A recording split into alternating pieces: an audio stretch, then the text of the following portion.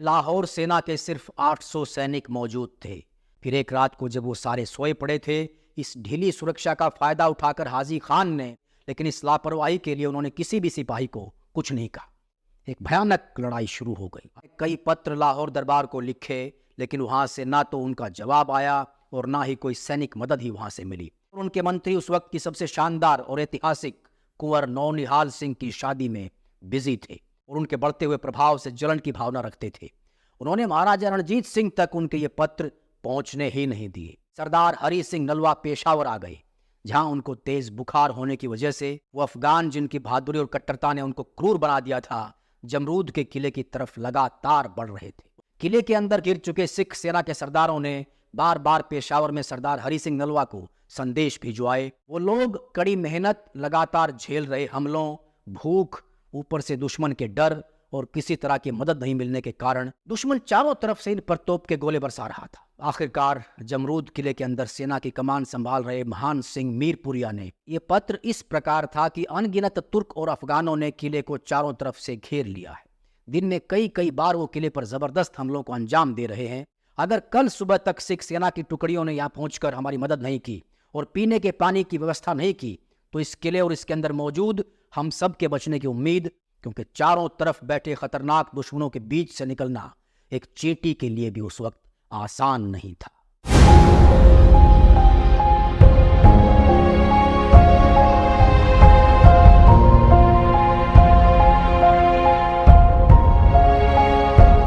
सन 1836 के शुरुआत में सरदार हरि सिंह नलवा ने पेशावर के उत्तर की तरफ 11 मील दूर जमरूद में जल्दी से एक किला बनाने के आदेश दिए। हिंदुस्तान की तरफ के रास्ते पर ऐतिहासिक खैबर दर्रे से निकलते ही इस किले को बनाया गया था, जहां से होकर क्रूर मुस्लिम हमलावर भारत की धन दौलत और संपत्ति के लालच में यहां आए और देश को बड़ी बेरहमी से लूटा।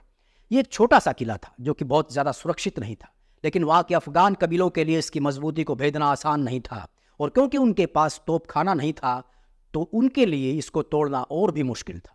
सरदार नलवा की यह नीति थी कि खतरनाक और हमलावर कबीलों के लगातार हो रहे हमलों को बंद करने के लिए उनको हिंदुस्तान की सीमा के प्रवेश द्वार पर ही रोक दिया जाए।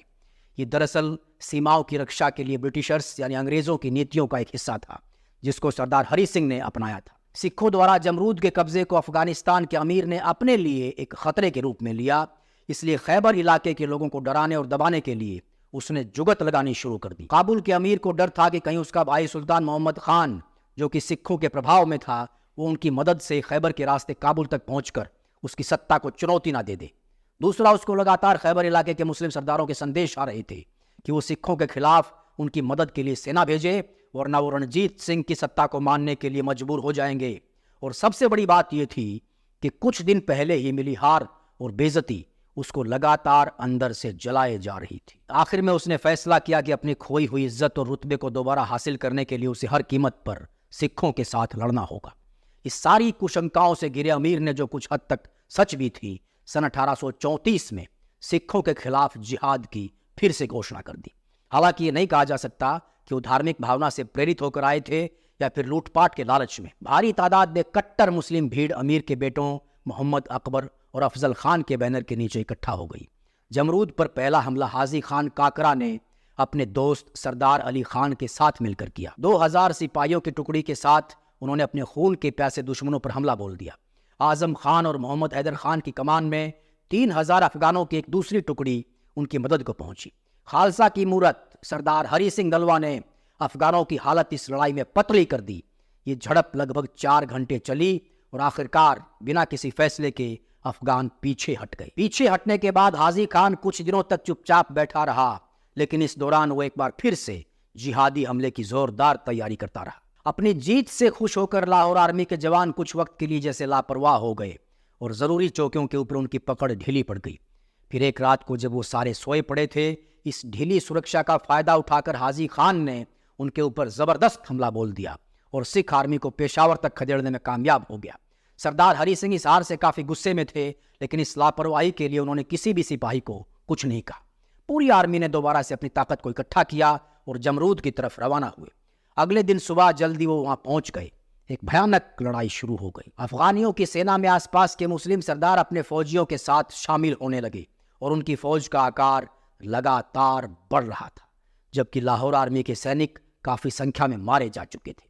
लेकिन इन सब हालातों के बावजूद उनके काबिल जर्नैल ने अपनी सूझबूझ और रणनीतियों से अफगानों के ऊपर एक निर्णायक जीत हासिल की और हाजी खान को मैदान छोड़कर पहाड़ियों में भागना पड़ा। अवतार सिंह संधू अपनी किताब में कहते हैं कि उस वक्त सरदार नलवा ने कई पत्र लाहौर दरबार को लिखे, लेकिन वहां से ना तो उनका जवाब आया और ना ही कोई सैनिक मदद ही वहां से मिली। महाराजा रणजीत सिंह और उनके मंत्री उस वक्त की सबसे शानदार और ऐतिहासिक कुंवर नौनिहाल सिंह की शादी में बिजी थे। संधू आगे कहते हैं कि महाराजा के दरबार के कुछ लोग जो सरदार नलवा के द्वारा सीमाओं पर मिलती लगातार सफलताओं और उनके बढ़ते हुए प्रभाव से जलन की भावना रखते थे, उन्होंने महाराजा रणजीत सिंह तक उनके ये पत्र पहुंचने ही नहीं दिए, बल्कि वहां फ्रंट पर तैनात सेना के आधे से भी ज्यादा सैनिकों को वापस बुला लिया गया। कहा यह गया कि इन सैनिकों को ब्रिटिश ईस्ट इंडिया कंपनी के कमांडर इन चीफ के सामने अमृतसर में होने वाली परेड के लिए बुलाया गया है। ये कमांडर इन चीफ शादी में शामिल होने के लिए वहां पहुंचे थे। उधर सेना में एक तरह की महामारी फैल गई थी, जिसके कारण सैनिक बीमार पड़ रहे थे और कईयों की इसकी वजह से मौत भी हो चुकी थी। ये बीमारी कम होने का नाम ही नहीं ले रही थी। दूसरी बात, वहां पर राशन और रोजमर्रा के सामान के अलावा दूसरे जरूरी प्रावधानों की भारी कमी हो गई थी। हाजी खान काकरा को एक करारी हार देने के बाद सरदार हरी सिंह नलवा पेशावर आ गए, जहां उनको तेज बुखार होने की वजह से वो बीमार पड़ गए।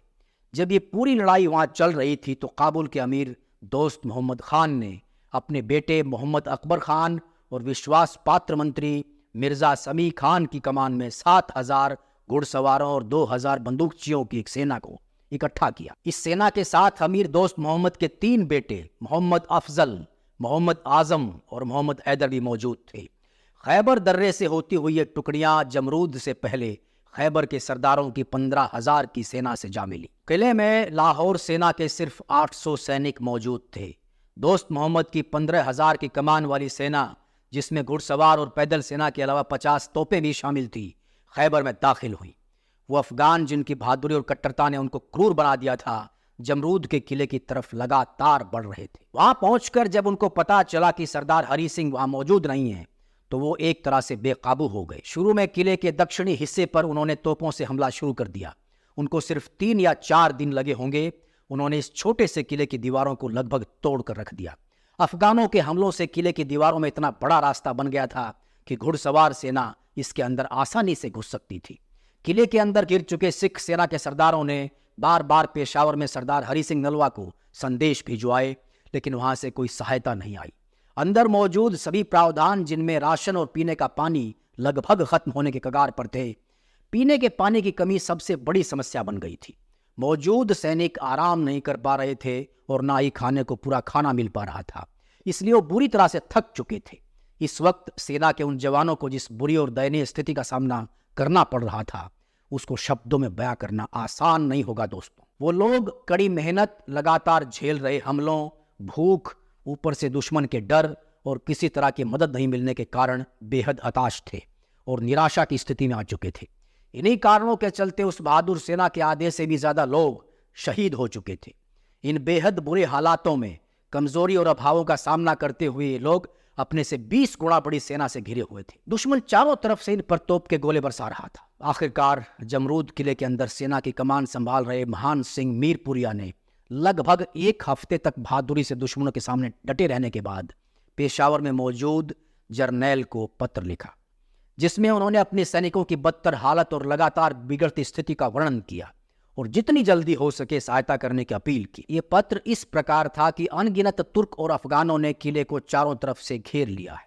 दिन में कई बार वो किले पर जबरदस्त हमलों को अंजाम दे रहे हैं और हम अपनी आखिरी सांस तक उनका मुकाबला कर रहे हैं, लेकिन आपके सौभाग्य और नाम के कारण वो अभी तक हमारे ऊपर कब्जा नहीं कर पाए। अगर कल सुबह तक सिख सेना की टुकड़ियों ने यहाँ पहुंचकर हमारी मदद नहीं की और पीने के पानी की व्यवस्था नहीं की, तो इस किले और इसके अंदर मौजूद हम सब के बचने की उम्मीद आपको छोड़नी पड़ेगी। आपका आज्ञाकारी सेवक महान सिंह। उन्होंने इस पत्र को लिख तो दिया, लेकिन इस पत्र को पेशावर कैसे पहुंचाया जाए, ये सबसे बड़ी मुश्किल थी, क्योंकि चारों तरफ बैठे खतरनाक दुश्मनों के बीच से निकलना एक चींटी के लिए भी उस वक्त आसान नहीं था।